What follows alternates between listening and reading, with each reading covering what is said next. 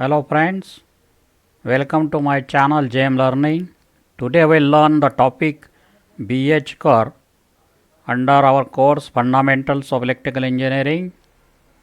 Myself is Mr. JM Patil, Senior Lecturer Electrical Engineering Department, Ekevak Polytechnic, Nasik. Now before we go to our main content, we will revise the concept about the magnetic materials. So how we can define the magnetic materials? Just like we have defined the conducting materials which allow the flow of current through it easily, similarly we can define here the magnetic materials as the materials which allow easy flow of magnetic flux through it will be called as magnetic materials. Now magnetic materials will have the different types like ferromagnetic material, diamagnetic material and paramagnetic materials. In our particular topic, we have to study about the ferromagnetic type of category of materials. So these materials are the magnetic materials which have a large value of relative permeability, that is mu r of the order of 100 to 3500. So such material will be called as ferromagnetic materials. Now these ferromagnetic materials are used in electrical machines to form the core of it, or electrical equipment to form the core of it, like the DC machines, then three-phase induction motor, synchronous motor, alternators are the examples where the ferromagnetic materials will be used to form the core of it, and the function of this core is to easily pass the magnetic flux produced by one of the winding to another one for some useful purpose.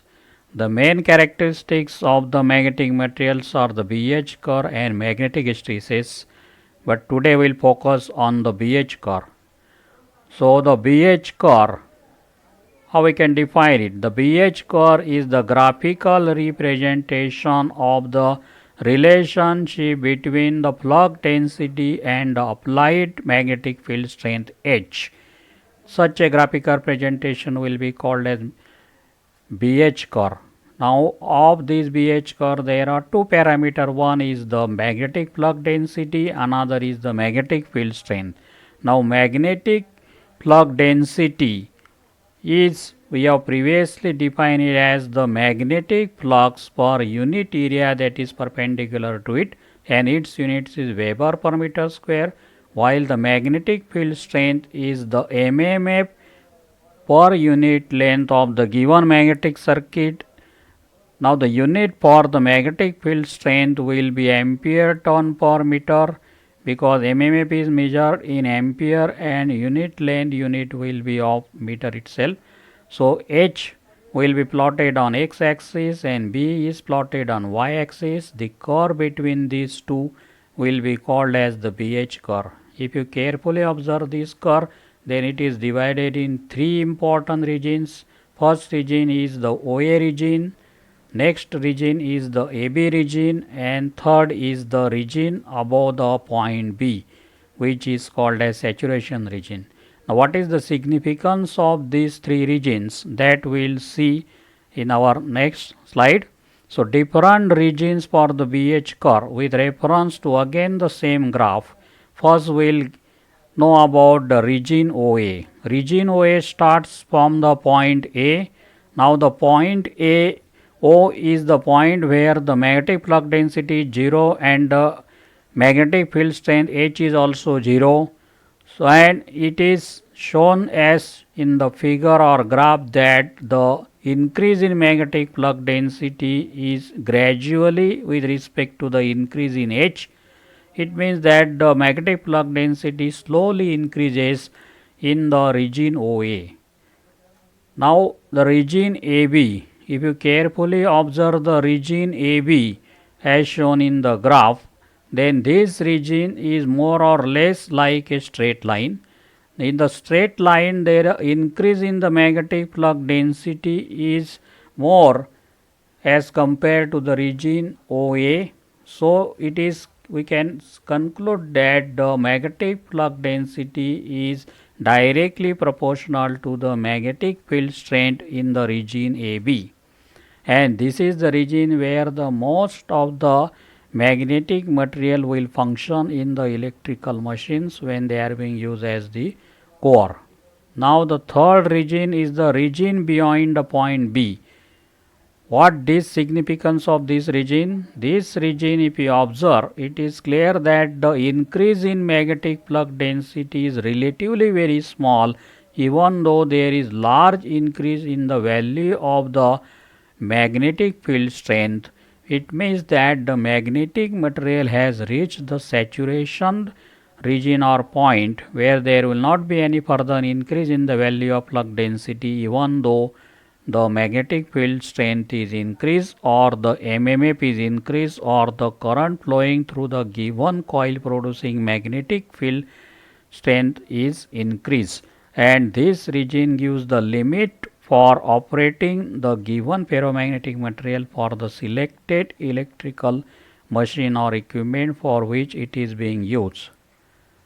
Now, after knowing the idea about different regions of the BH curve, now let us see what are the different materials which have the different changes in the characteristics of the BH curve. Here, for example, three such different materials shown. For the iron material, that is pure iron material, the graph shows that the increase in the flux density will be more as compared to the remaining two materials. Another is the cast steel, which has relatively less flux density for same amount of the value of magnetic field strength, and cast iron will have still lower value of magnetic flux density as compared to the cast steel and the iron.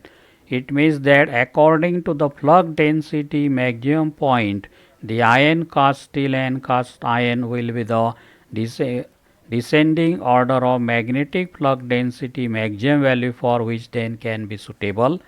Now silicon steel is one more materials which is the most popularly used in making the core of the electrical machines, and this material will have, as per its content or alignment, the BH curve can be modified.